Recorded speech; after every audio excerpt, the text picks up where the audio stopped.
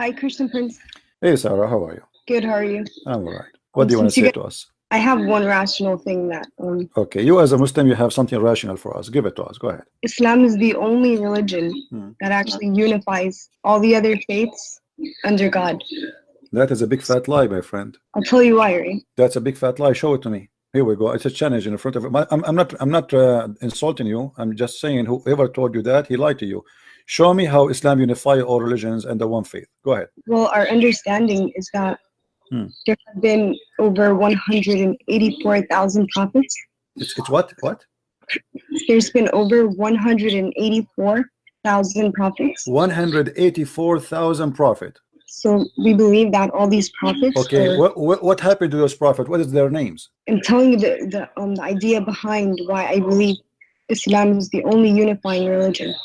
So you see, you just said something proving Muhammad to be a liar, my friend, because you just say there's 184,000 prophets, and the Quran says in chapter 14, verse number 4, we never send any messenger except in the language and the tongue of his own people. Do you agree with the Quran or not? Of course. Okay.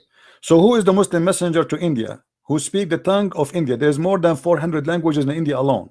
I don't know his name.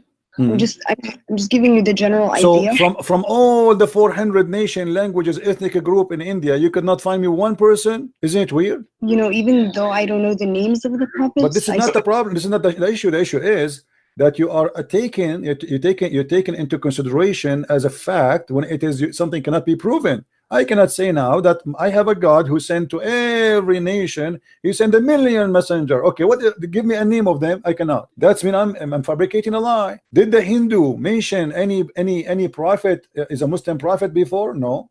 Did the Indian from any religion? There's tons of religion in India. Did they mention that? No. What about the Chinese? What about the Japanese? What about all the Asian nation? Where is those messengers? Nobody heard of them. Did your God Allah He send a messenger to the Indian in America and North America or South America? So this is a big fat lie. This is alone is a proof to us that Islam is a false religion. Secondly, when you say that Allah He sent 184,000 messenger, but yet still He cannot make us Muslims, this means He's a big failure. No, he's not a failure. I'll tell you listen, why. Listen, lady. When He sent 184,000 messenger, did He send books with them? I don't know.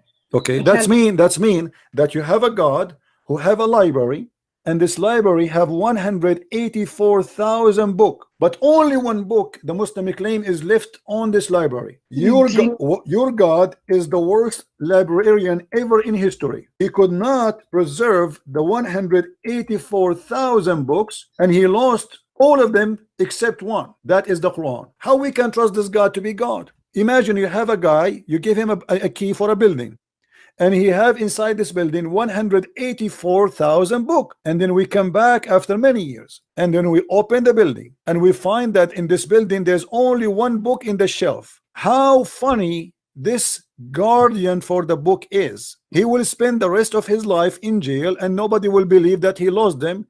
People will believe that he is corrupt and he sold them in the black market. Don't you agree? No.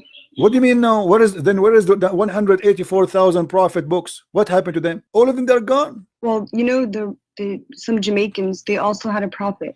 Oh, the Jamaican, they have a prophet. Okay, what his name? His name was Muhammad. No. They had a their religion is called Rastafarian, right? Yeah, Rapso. Yeah. Okay. What does it have to do with Muhammad, with Allah? You see, you are mixing things up. The Jamaican, they believe in voodoo and many crazy stuff. Don't go there. Listen, lady. Is it true that Aisha, she said that your Quran was eaten by a goat? Yeah, I didn't really study hadiths. I study the Quran alone. Okay. I mean, I'm not like as smart as you when it comes to hadith and stuff. So did the Quran, was the Quran a victim of a goat, and the goat ate the Quran? Okay. Why Allah, He is God, yet He could not stop a goat from eating the book of God? I mean, this is not an army. This is not CIA. This is not a KGB. It's just a poor goat. How the goat ate the book of Allah? Well, humans have a part to play too. It's not just God is going to do everything for us. We have to put our... No, but this is not true, because the Quran says that Allah is going to preserve the Quran. That can be a good scenario if your God did not open his mouth and he said, Inna alayna jam'uhu wa qur'anahu.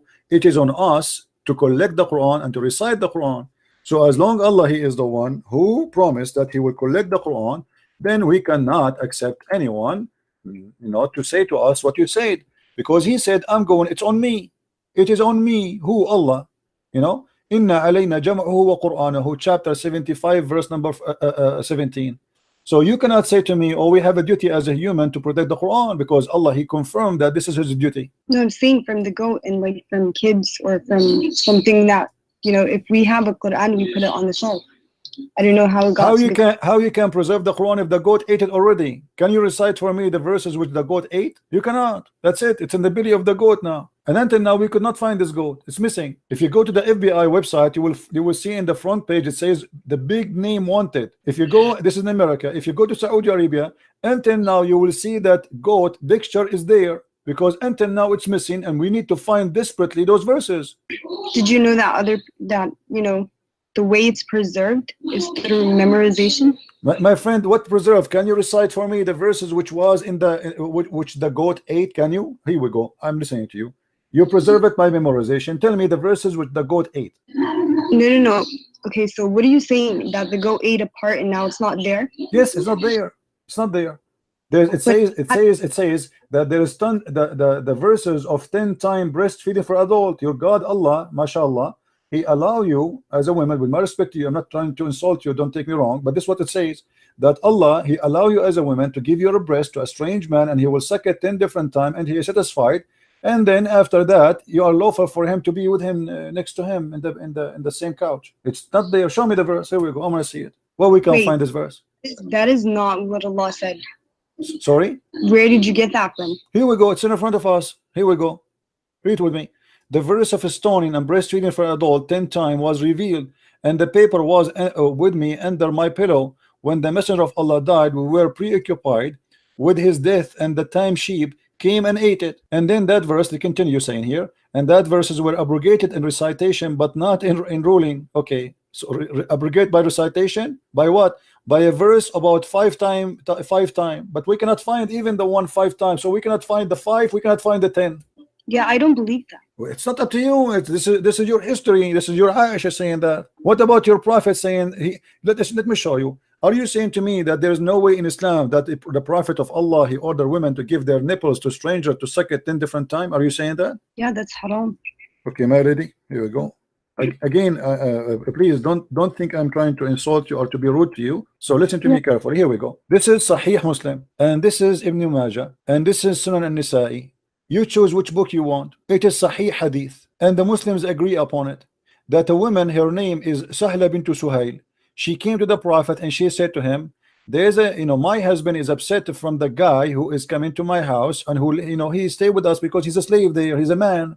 So Muhammad, he said, suckle him. She said, how I'm going to suckle him and he's a growing man? Can you see my screen with me?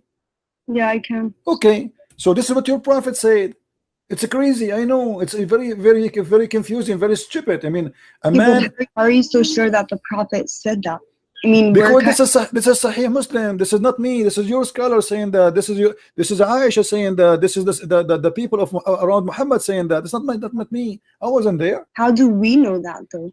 How do you know that the Quran says what it says? The Quran is coming to you through the people, to the same people you are receiving the Quran from, is the same people who received the Hadith from. Okay, but if God is telling us, you can't have relations with men outside of marriage, why would this contradict the Quran? Well, this is here according to Muhammad is not a relationship. It is something to do to stop any relationship. Muhammad, he think he's wise. So if a man, he look at you in a dirty way, let us say you are going in the bus, you can go, by the way, if you speak Arabic, you can watch the video.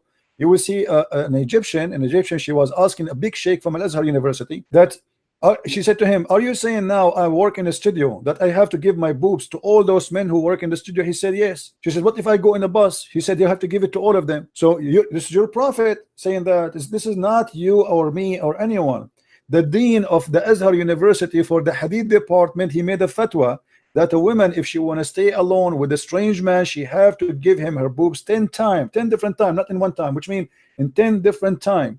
And he have to suck it until he is satisfied. Yeah, I don't believe that. Sorry. You don't believe because you are ashamed of it. This is the whole point. But as you see, it's in front of you. I'm not the one. This is your Muslim website. This is your Muslim book. This is your Muslim scholar. This is the wife of Muhammad, and this is not a Christian prince. No, because in the Quran it says that the wives of the Prophet should stay home and that they are unlike other women and they should yield themselves. No, yeah, my friend, the history of Islam report that Aisha, she took an army to fight Ali, and she caused the death of more than 10,000 Muslims. What are you talking about? And Muslim women, they used to be taken for fun with the Muslims during the wartime. This is why your prophet allow you to do muta. How many days a Muslim man and a Muslim woman they can have fun together before marriage? 0. 0.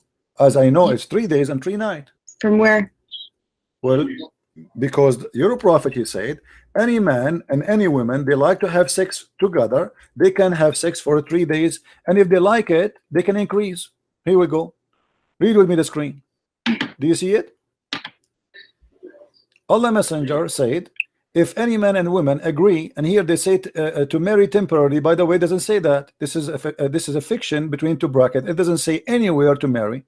So if any man or a woman agree to have 3 relationship, it doesn't say marriage. Here we go. Let me show you the Arabic. I don't know if you know Arabic.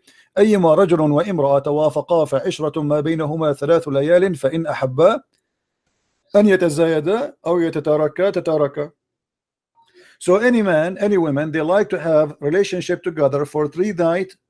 If they like, they can increase, and if they like, they can separate. So how are you going to prove to us that these hadiths are actually the sayings of the Prophet? Because I don't really believe it. You need to prove it to me, not me proving it to you, because you are the Muslim. You are the Muslim who believe in this garbage, my friend, not me. This is Sahih Bukhari. I don't believe in anything Muhammad he said. I don't believe, even if he speak in front of me, I believe this man is a big fat liar. So I am showing you your book. This is not my book. This is Sahih al-Bukhari. This is the most authentic book after the Quran. This is number 2. I told you that I don't believe in hadiths. I never actually studied hadiths. Or felt it was part of my faith. So you believe in the Quran? Yeah. Let me ask you, do you watch cartoon? Yes, I do watch. I like cartoon. Me and you, so we have something to share. Let us see. What about the Quran? It speak about that Sulaiman, he have an army of a chicken and army of genie and a human. Do you believe in that? Can you explain that chapter to me?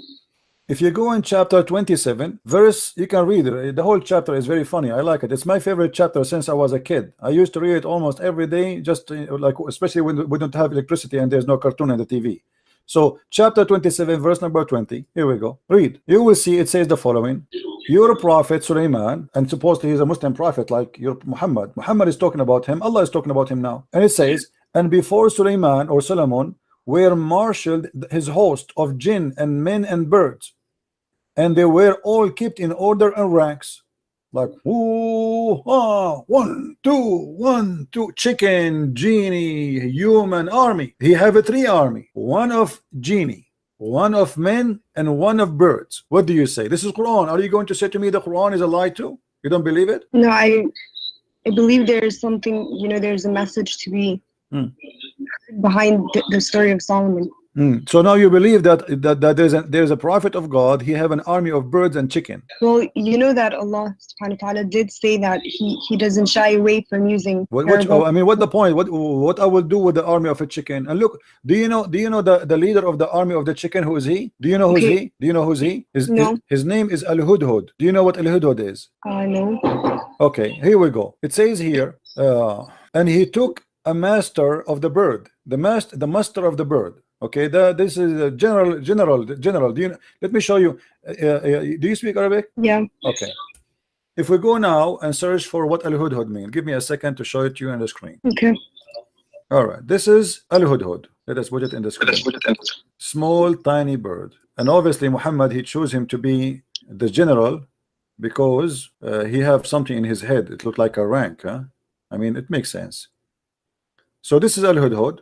There's many pictures of him. I don't know if you get an idea now. Did you get the idea which one we are talking about? No, I can't see the You can't see the screen? Look at the screen. Yeah, all I see is the clouds. Okay, now I see it. Okay, this is the Hudhud. According to your Quran, this is General Hudhud, who is in charge of the army of the birds. What do you think? Your God is telling us a true story, or this is something for cartoon for kids? Okay, so there is the story of Solomon with the jinn and them, Okay, so let's think about it, right? Let us think about it. Go ahead. We are thinking. Okay, let's go back to the chapter. Hmm. There's jinn. So what do we know about jinn? We know that they're smokeless. Jinn, what they're is jinn? Have you ever seen a genie? Yeah, I saw in my dreams the genie before. You saw a genie before? In my dream, though. In your gym? In my dream.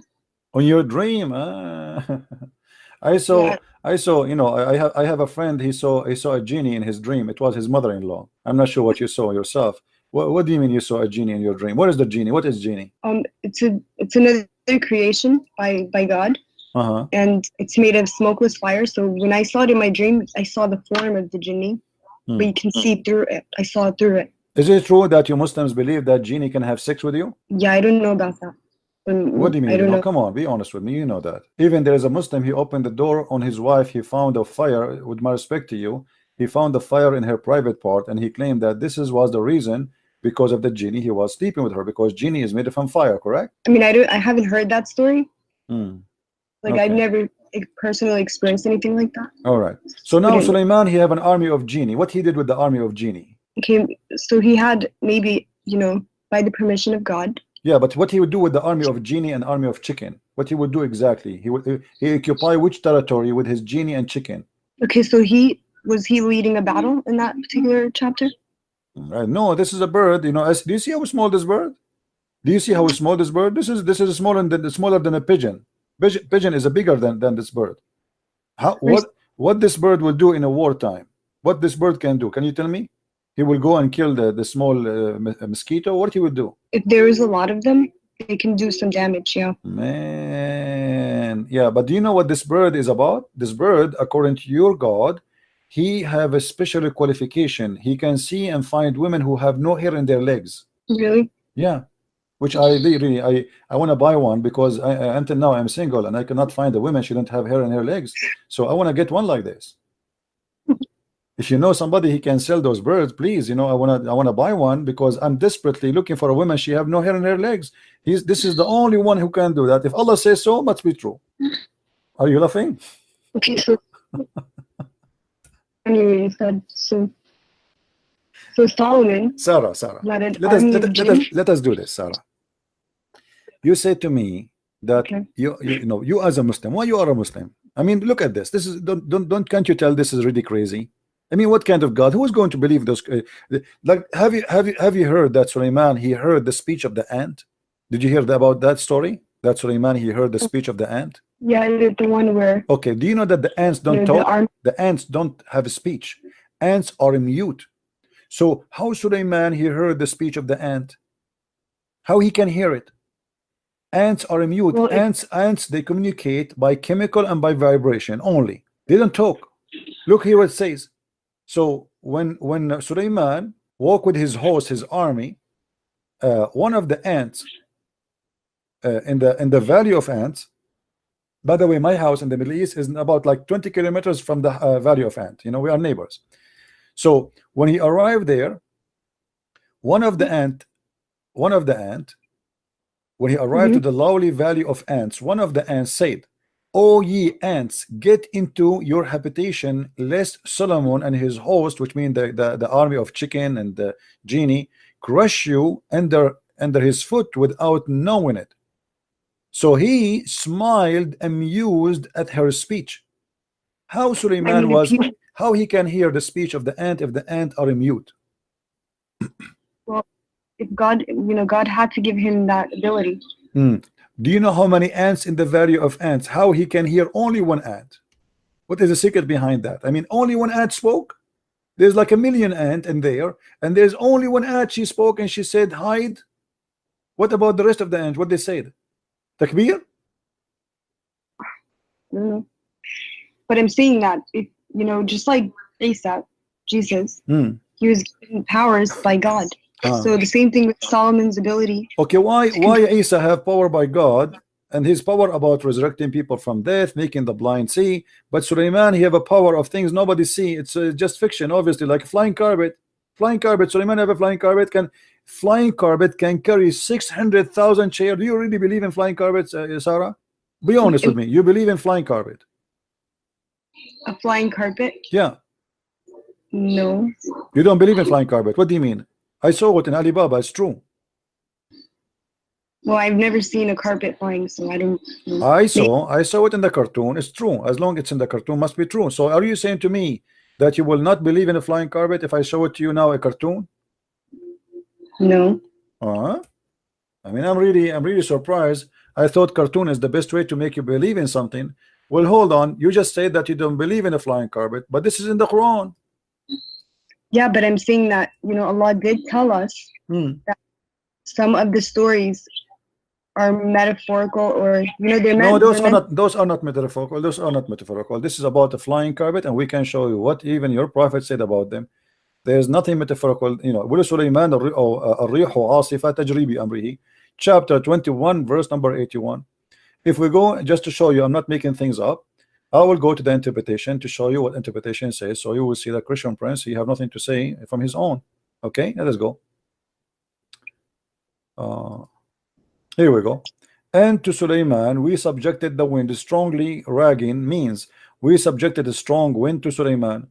Tajri bi amri, he running from his command towards the land which he blessed, meaning the land of Asham. Okay, let us see what does that mean. And if everything, we are all knower. Allah saying he had a mat made of wood.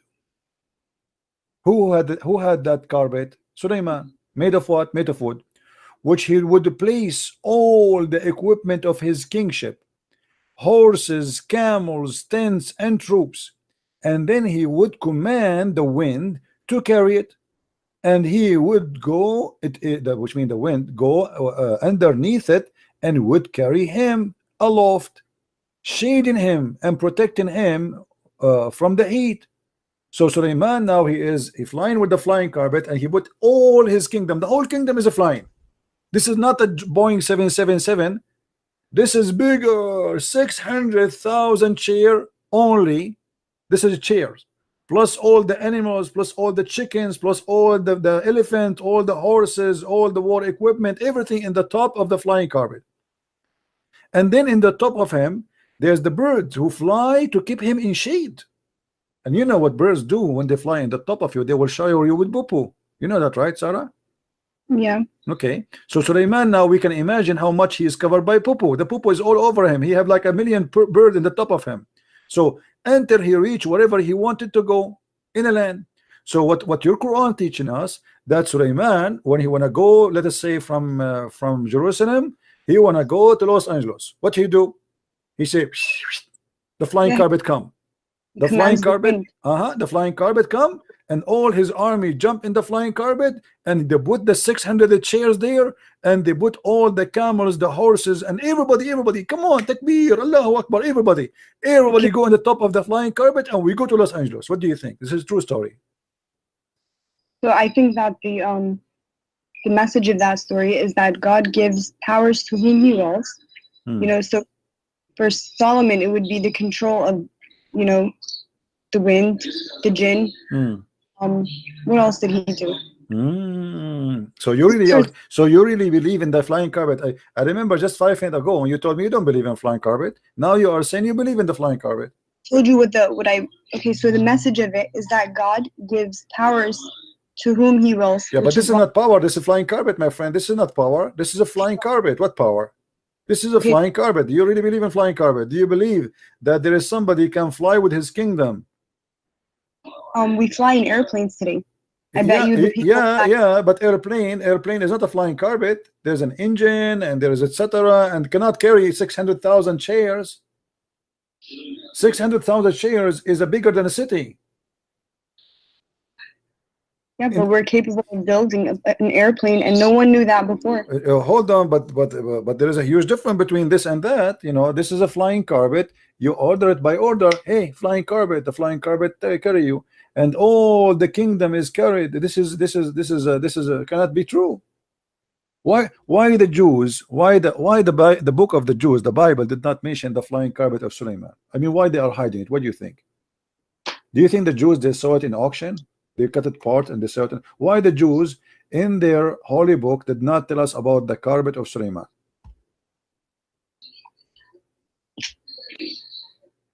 Is it in there?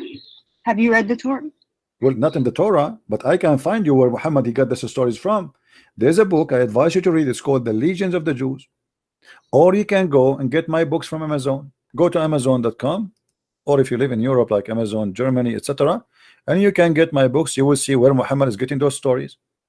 Muhammad is copying a story from the Legions of the Jews, which is not a true. It's just a fiction. The Jews, they used to tell it to their kids about the glory of Solomon, the glory of David, the glory of their rabbis, the glory of their kings. It's a fiction story. Muhammad, he took it, he put it in his Quran, and he said, this is from my God, this is a true story. But those stories they used to tell in their kids. Yeah, but what I was going to say to that. Yeah, but obviously this is a lie. As an example, in the Quran there is a story about the 7 sleepers in chapter 18. 7 sleepers. Everybody knows that this is a story written by a Christian. He is from Syria. His name Bishop Yaqub, and he wrote a story for the youth to encourage them to handle the discrimination. It's a fiction story. See, that's my point, is that there's, behind the stories, whether in the Torah, the yeah, Bible, but your God, the problem is your God, he take the story from this guy, which is a fiction story, and he speak about it as if it's real story, and he claims it's coming from Allah. Imagine I write a book, imagine Shakespeare, he write a book, and then your God, he take the story, he says, I am the one who wrote the book of Shakespeare. The thing is that, from the Bible and from the Torah, this is the same God that's talking. No, it's not the same God. My God, hold on. We're not the same God. Your God is not exist. Your God, is a pagan God. As an example, why your prophet he kissed the black stone? Why your prophet he kissed the black stone? I mean, you read that in Hadith, didn't you? Well, I read that in the Hadith. Don't you pray in the direction of that stone today? Don't you? Yeah. Do you know it's the golden ratio of the earth? The golden ratio. This is have to do with what? That's a sign for mankind. This is a sign for mankind. What? This is the Trinity. Golden ratio is 1 to 2. That's mean Trinity. Do you Muslim believe in the Trinity? No, of the universe, the earth. I mean. I know, but the golden ratio is 1 to 2, 3. Trinity. So do you believe in the Trinity? No, I don't believe in the Trinity. So why you are mentioning the golden ratio? You have nothing to do with the golden ratio. What golden ratio? The golden ratio, where we see it in in God's best creations, even the human face has the golden ratio. My friend, I'm not an atheist. I believe in God. You don't tell me that. This is something you tell to somebody who's an atheist. This is not my business now. I'm asking you why you Muslims pray toward a stone, in direction of a stone, bow in front of a stone, and you kiss a stone. If you are a person who worship the God of Abraham, the God of Moses, and you don't believe in the paganism, why you kiss stones and go around the stone and bow down in front of a stone? Tell me. So the Qibla was changed, right? This is not the question. Why you kiss a stone, pray in front of a stone, pray in direction of a stone, go around the stone? This is the question. It's I don't know the answer. I can't tell you the answer. Yeah, because you're a pagan. That's the whole story.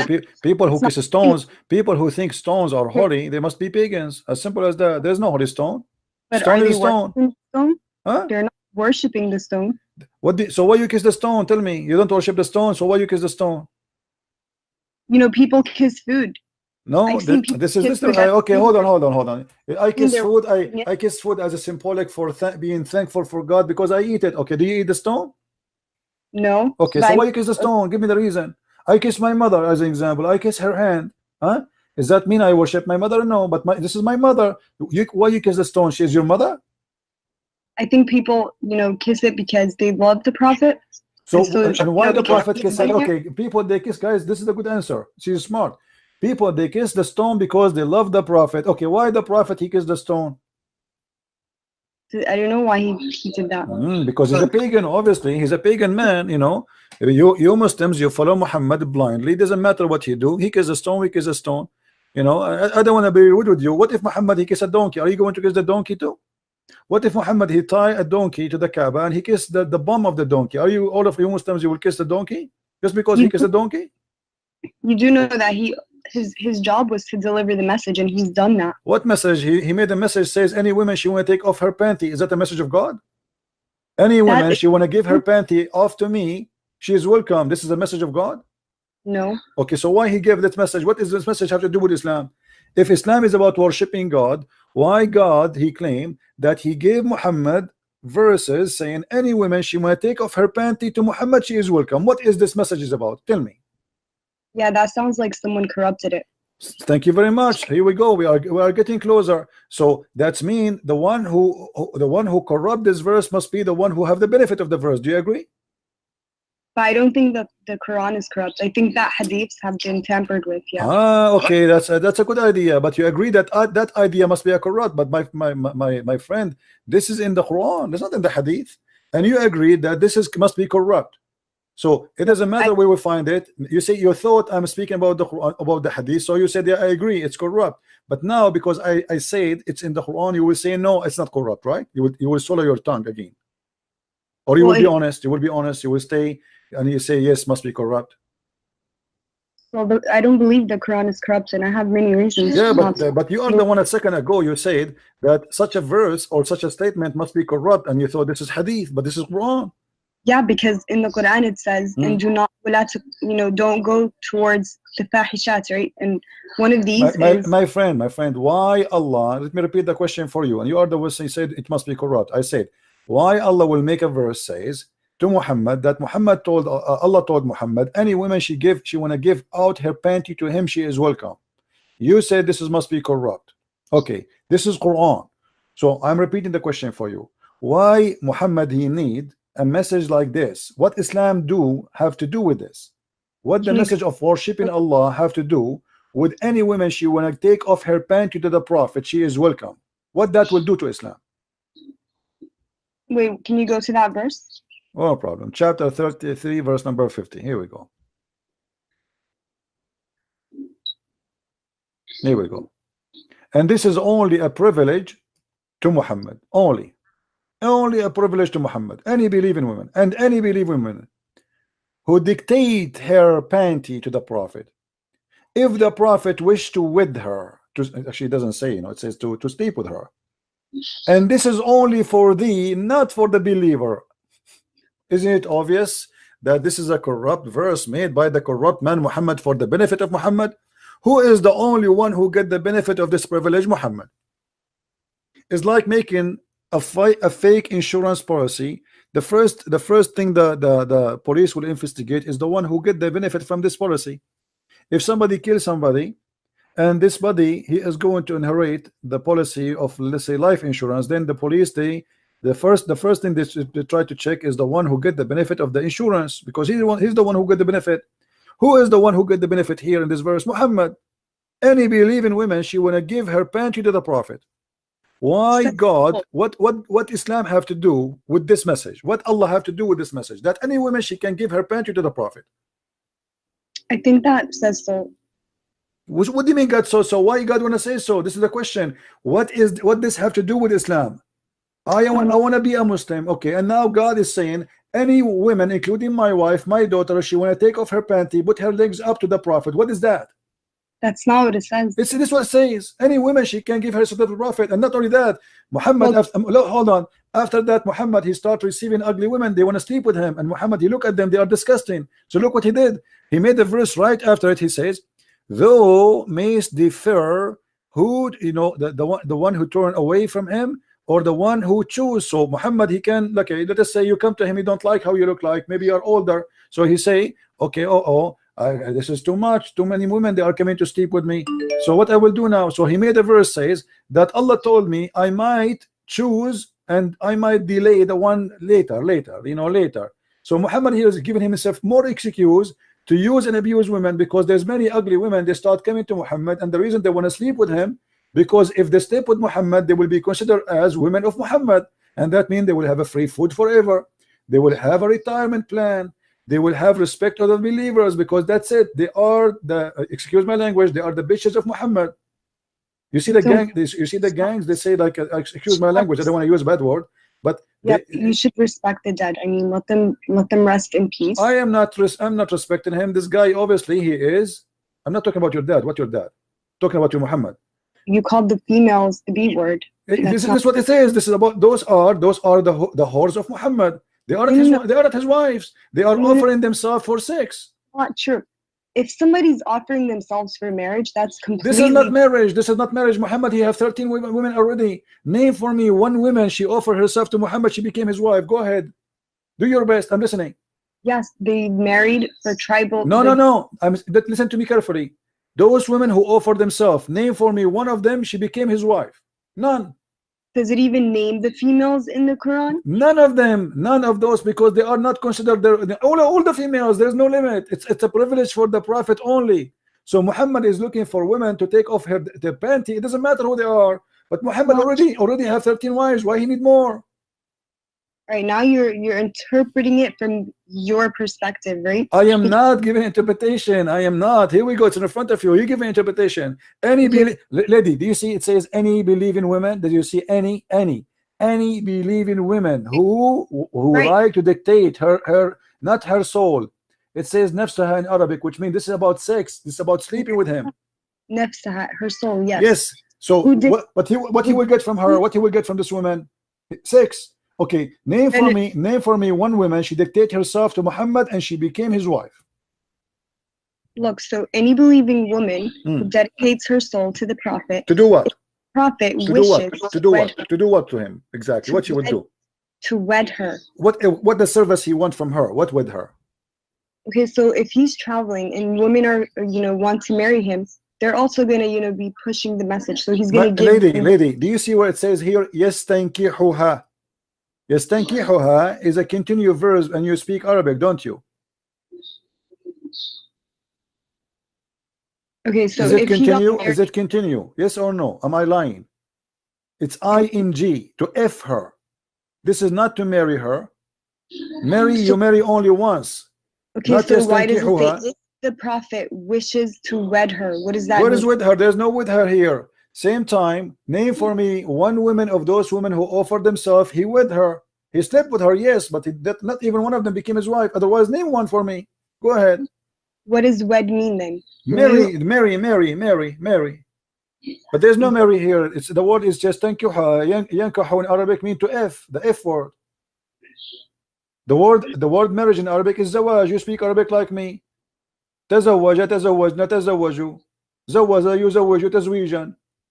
يستنكحوا, this is nukah, the actual verb of the sex, of the F word.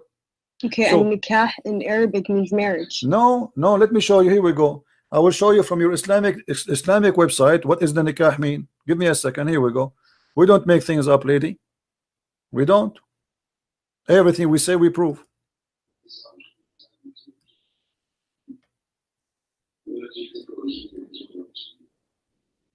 Means like marriage contract. Well, from my understanding. This is alislam.org website. Do you see the top? This is not a Christian website. All right, alislam.org. I think it's clear for you, right? Yeah, I don't see it. I see the clouds right now. Okay, do you see it now? Maybe it take time to come to you.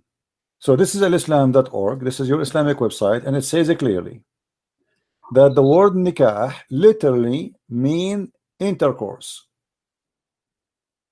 Okay, so read with me carefully.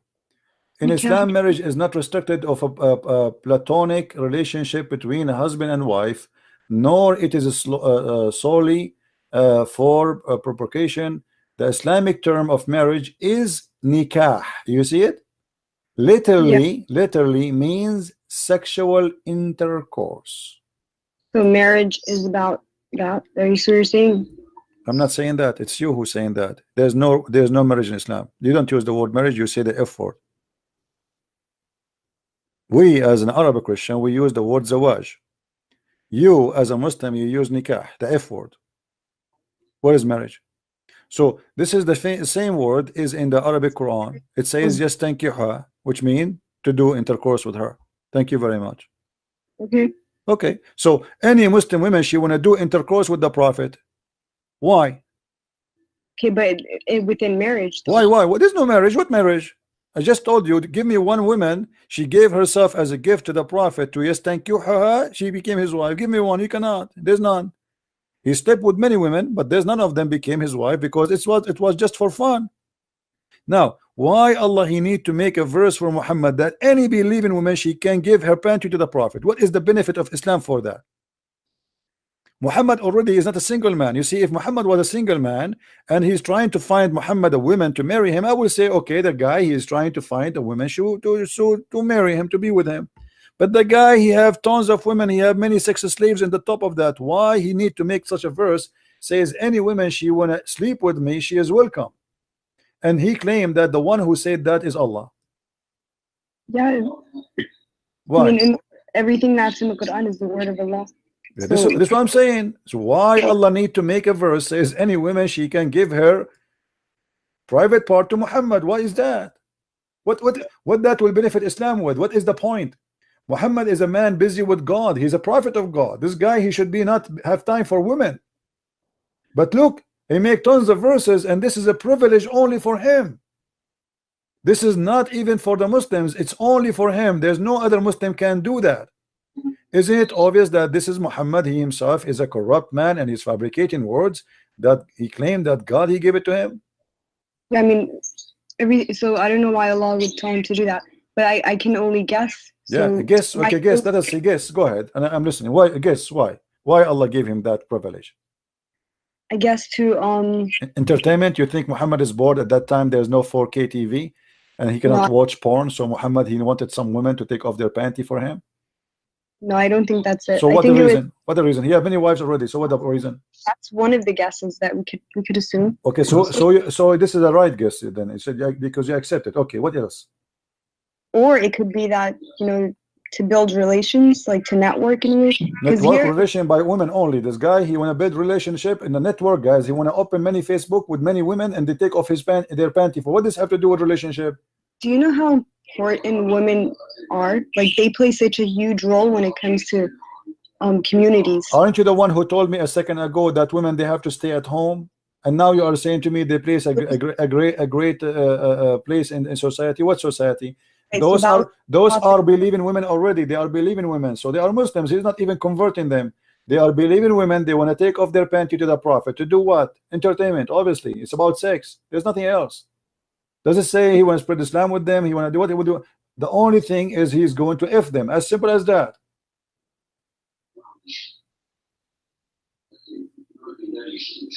I mean, that's what it is. Yeah, that's what it is. Thank you very much. I agree. That's what it is. Muhammad is a person who is taking advantage of him claiming to be a prophet, using the poor people around him, having sex with their women. And even Ibn al-Arabi said, listen, Ibn al-Arabi said that if the prophet, his eyes fall into a woman, her husband must divorce her immediately so the prophet he can have her. You know that? Do you know that? Okay, so if she give herself onto the prophet, but do you agree that if a man, his name is Muhammad, his eye fell onto you, your husband have to divorce you immediately? Do you agree with that? I mean, like, in what are you talking about? You are, let us say you are walking. I'm not insulting you, by the way. Don't take it as personal. Let us say you are walking in front of Muhammad and he saw you, he liked you. According to Islam, if his eyes fell onto you, which means he saw you, he liked you, your husband, he have to divorce you immediately so Muhammad can sleep with you. Do you agree with that? No. Well, this is what it is. That's what you're saying it is. I'm not saying that. I will show you the reference. You want to see the reference? You want to see the reference? Sure. Okay. Let me find the reference. All right. This is the official government website of the Kingdom of Saudi Arabia, and this is Tafsir al-Qurtubi. I'm sure you know what al-Qurtubi is, right? No. You do not know what al-Qurtubi is? He's a big scholar in Islam. Anyway, this is the Saudi Kingdom, the Saudi Arabia Kingdom website. All right, very well-known website. This is Tafsir al-Qurtubi, and here Ibn al-Arabi is speaking about the privilege of the Prophet, and he is saying there's 16 of them. All of them, or most of them, is about women and sex with women, or with money. Look what he say here.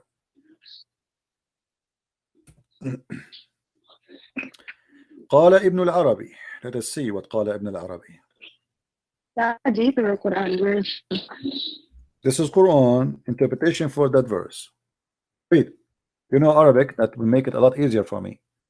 Do you see in front of you on the screen the Arabic? Do you see it, Sarah? Do you see the Arabic? I see it. Okay, does it say إذا وقع بصره على امرأة وجب على زوجها طلاقها وحل له نكاحها? How disgusting that is. You just said you don't accept that. If Muhammad, he look at you and he like you, your husband must divorce you immediately. So the Prophet, he can, with my respect to you, he can sleep with you. What do you say? Interpretation or? Sorry, say again. I lost you. What you said? Where in the Quran that is? This is the interpretation for the Quran. It says clearly that if the Prophet of Allah, his eyes fall into a woman, her husband, he must immediately divorce the woman, so the Prophet, he can F her immediately. Why? I know, but can you tell me which chapter in the Quran that is, so I can read it for myself? This is the same chapter we are talking about, lady. You know, you are not listening to me. This is the same chapter. Listen, this is the same chapter, chapter 33, verse number 50. And this is Tafsir al-Qurtubi, and this is the official government website of the Kingdom of Saudi Arabia. Let me show you the banner, so you will see I'm not making things up. This is Tafsir al-Qurtubi, and here I will show you the Saudi Arabia banner address. Here we go. All right. Do you see it? Do you see the screen? Quran.ksu.education.edu.sa, Saudi Arabia.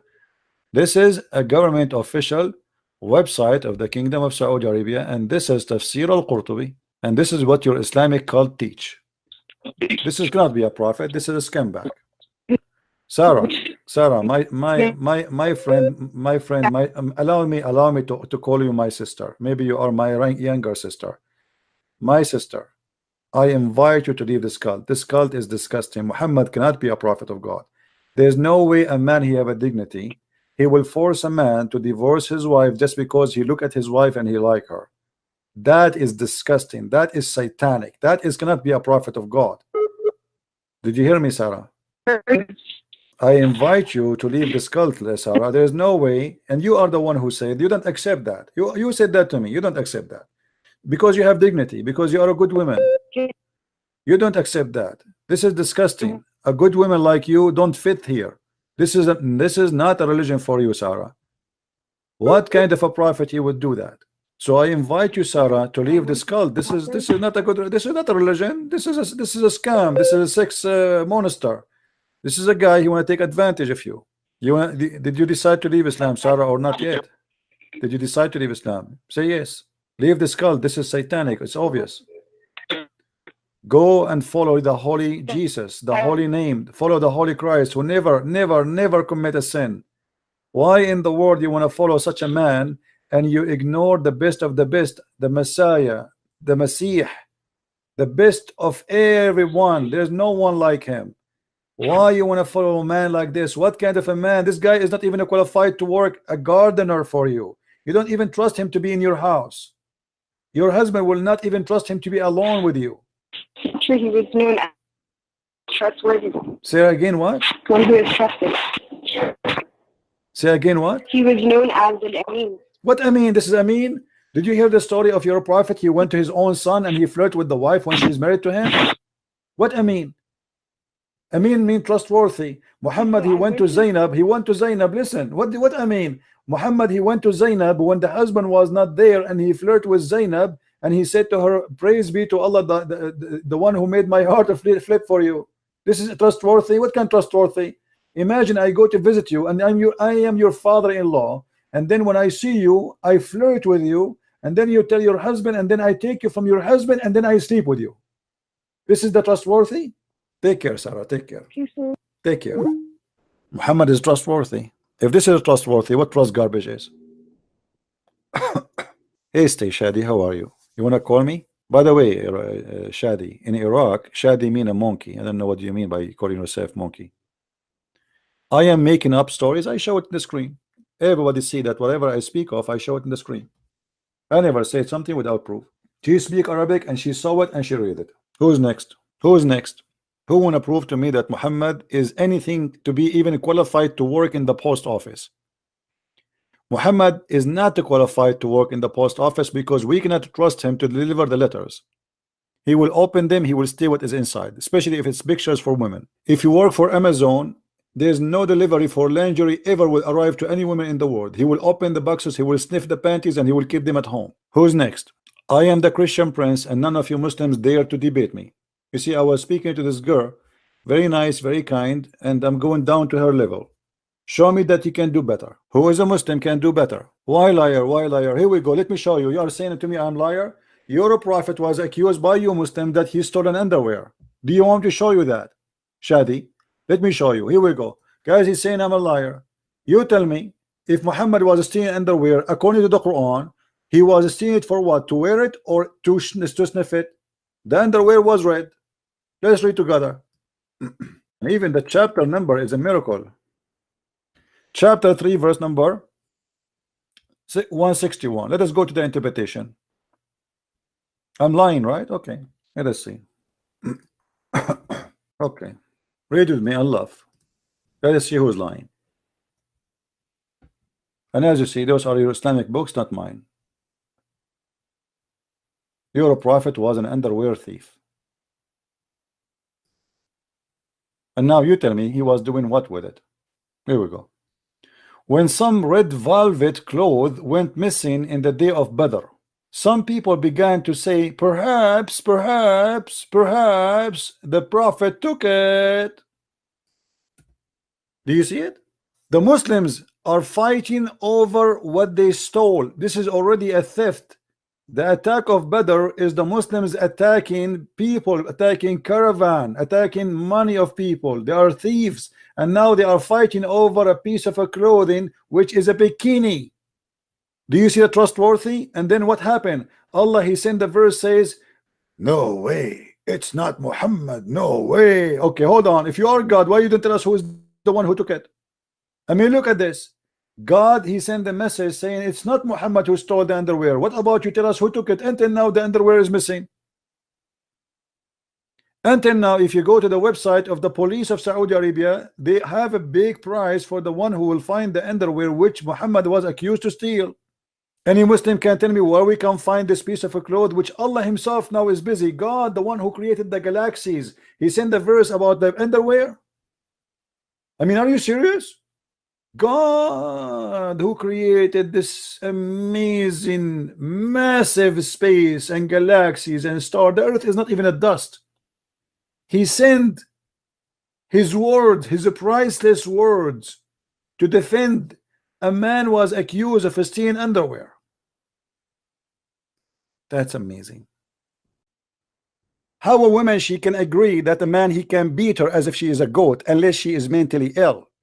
This is your Quran. Let us see what Islam says about you, you women who is a Muslim. Chapter 4, verse number 34.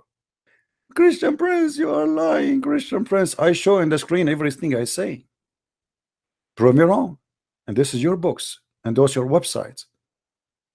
You are lying. Christian Prince, I'm going to hit you with my bra.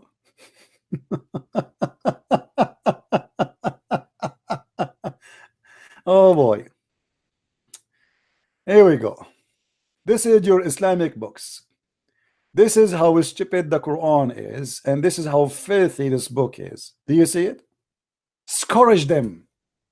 If you suspect that your wife, she might be in a stage of going to be disobedient, she is not even disobedient yet. You jail them in their rooms, you scream at them, and you scourge them. But don't be exaggerating. How we can scourge our women? The hadith explained that. Muhammad in the hadith, he said, beat them until you make their skin greener than their clothes. This is accepted in Islam, and let us prove that. Liar, huh? My boyfriend, he is very knowledgeable.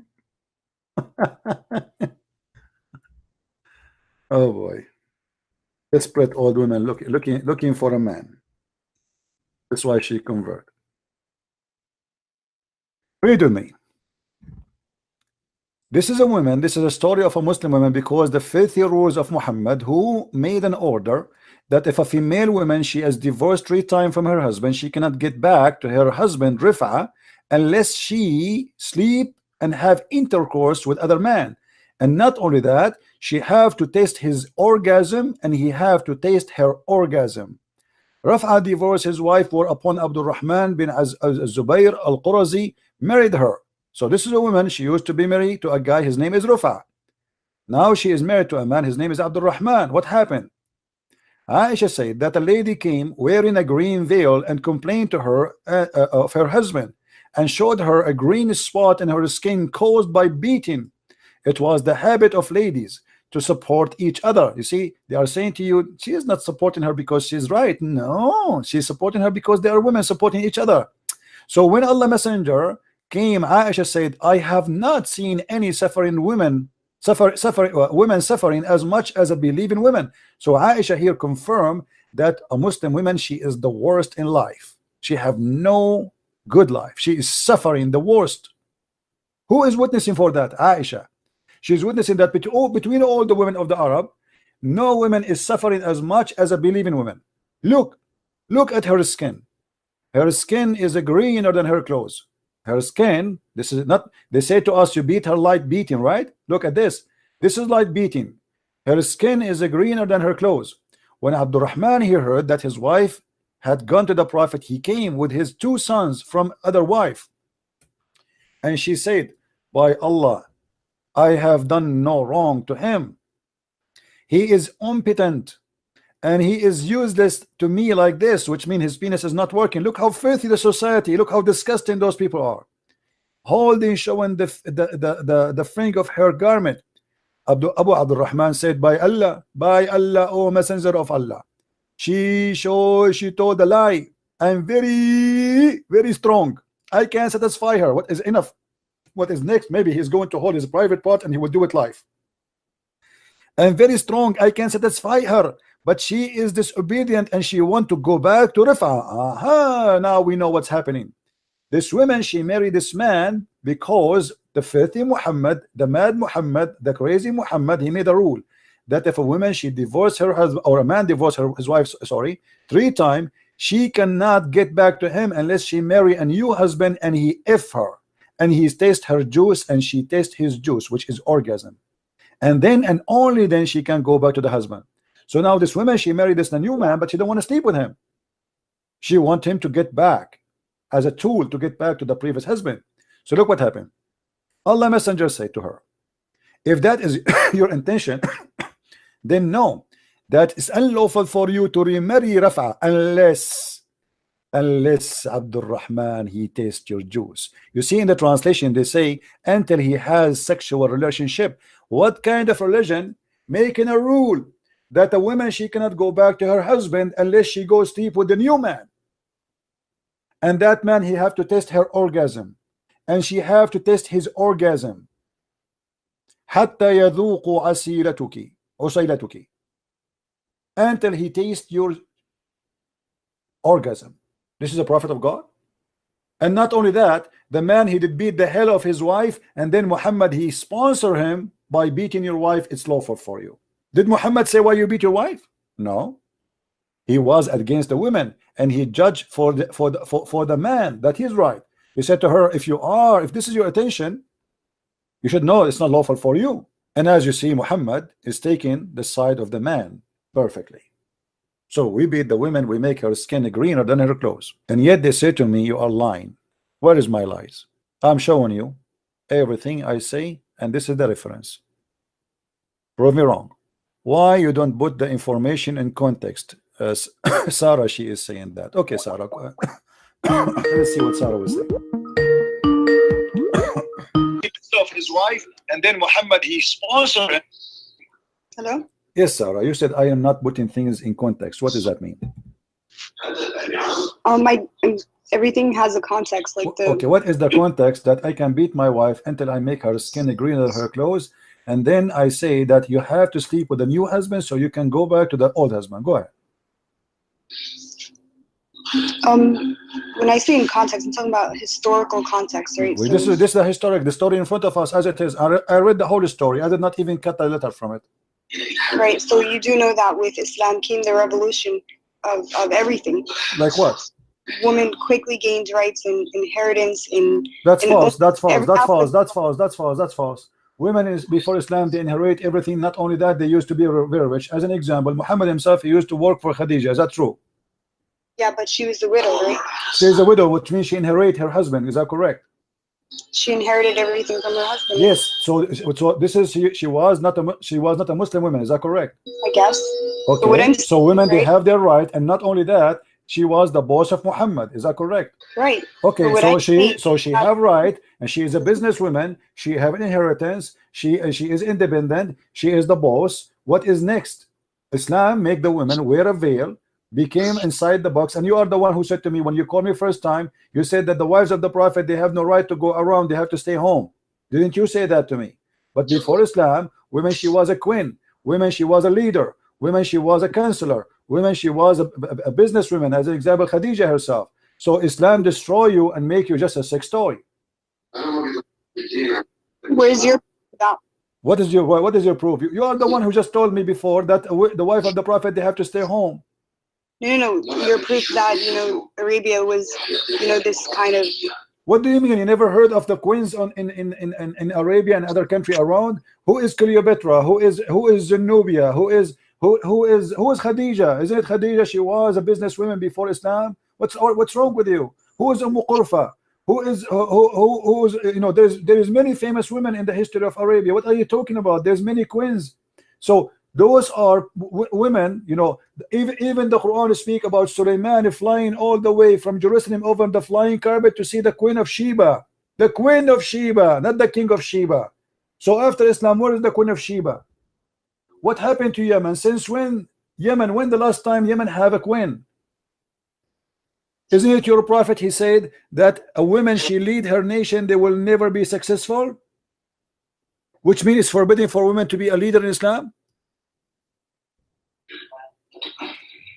Okay, so what I'm talking about is from a legal perspective, right? So legal, yeah. You said to me that Islam gave the women a right. Islam took all the right from women. Islam made the women a sex toy. As you see here, Muhammad is forcing the women to sleep with the man. She don't want him. Obviously, this is rape. The women, she don't want to sleep with the man. The man is beating her to force her to sleep with him. Muhammad, he took the side of the man over the women, and he is forcing her to sleep with the man. Where's the right? Yeah, but you're talking about hadith, right? So what I'm saying doesn't matter. Hadith is your prophet words. All right, so what I'm saying, from my knowledge, right, I know that Arabia was very oppressive to women. So women would. That's a lie, my friend. That's a lie. That's a lie. Here we go. Look at the Arab Christians. Are they oppressed to women? We don't have Islam. We don't believe in Islam. Are we oppressed to women? That's a big fat lie. If the Arab are oppressed to women, we are Arab Christians. Show me how the Arab Christian, they oppress their wives. Okay, so does in the Bible, does it have any inheritance laws for women? Sure, the women she inherit. Yes, the women she inherit in the Bible. In Islam, the women in Islam, one man equal to two women, correct? No. So in Islam, the woman is equal to two. The man is equal to two women, even in the witnessing in the court. Is that correct? No. What do you mean no? It's not correct. Oh boy. So women and men are equal in goodness in front of God's, in front of Allah's eyes. They are equal. However, men are given daraja, meaning that they have a step above women. Lady, I don't know what's wrong. I don't know what are you talking about. Here we go. Let us see. You said no, right? You said women, they don't have right as the men. Let us see. All right, let us go to the Quran and see what the Quran says about women. You said it's not true that women, she don't inherit equal to the man. I don't know what kind of Islam you are learning, but obviously you have nothing, you have no idea what are you talking about.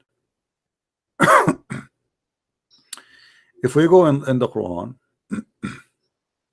we will find the following. Chapter 4, verse number 11. Do you see the verse? Yeah. Okay. Does it say that one male is equal to two females? In terms of inheritance, yeah. So why you said no? For the male, what is equal to the share of two females? But if there are only daughters, two or more. Yes, so women in that century. But you said no. But you said no. You said no. You said no. I told you that the one man, he inherit equal to two women. You said no. this is from a economical perspective, right? What economical perspective? This is how it is. This is the inheritance is about economy, is about money, is about property. What are you talking about? Same time, the Quran here he said a stupid thing. It says if two females, you know, if one man is equal to two females. All right, now, and he's talking about two females. If male is you know, equal to two females, and then he says to you, let me show you in Arabic so you can get a better understanding. It says فإن كن نساء فوق اثنتين فلهن ثلث ما ترك. If they are more than two, they have the third of what the parent left. I mean, this is crazy, because this is impossible mathematically. This is impossible. I will give you an example. If I have $1,000, if I have $1,000, and I have one male and 5 females, how we can divide the $1,000 between the one male and 2 female and 5 females? Okay, so what I'm saying, right, when you're putting things into context, you should mention, you know, how Arabia was. Well, how Arabia was? You said to me that, you see, you swallow your word. A second ago you said to me this is not true, and now it's true. Same time, as you see, the woman, she is not allowed to be equal inheritance to the man, but before the woman she can. And now, not only that, the woman, she is not allowed to witness in the court. She can witness only in the case of writing. Is that correct? Is this in the Quran? This is in the Quran, yeah. All right, so from my knowledge, right? So why the woman, she cannot witness in the court in the case of murder? You tell me why.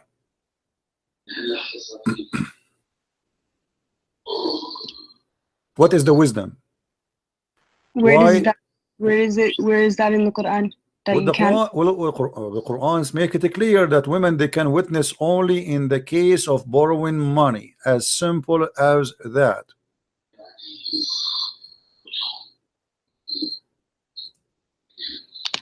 And the funny, you know, the Muslim, they say to me, I never heard this before. They, you know, each time I say something to them, they told me I never heard this before. يا أيها الذين آمنوا إذا تداينتم بدين إلى أجل مسمى فاكتبوه ليكتب بينكم, etc. And it says here, go down. فإن لم يكن رجلين فرجل وامرأتان مما ترتضون. Read it. Only in the case of money borrowing, a woman, she can be a witness, and 2 women equal to 1 man. As simple as that.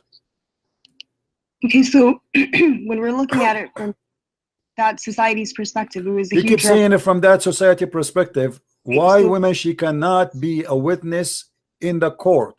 Why only in the case of money only? What if a woman, she saw a crime? What if 1 million women, they saw a man murdering a man? Why we cannot give them the right to be witnesses?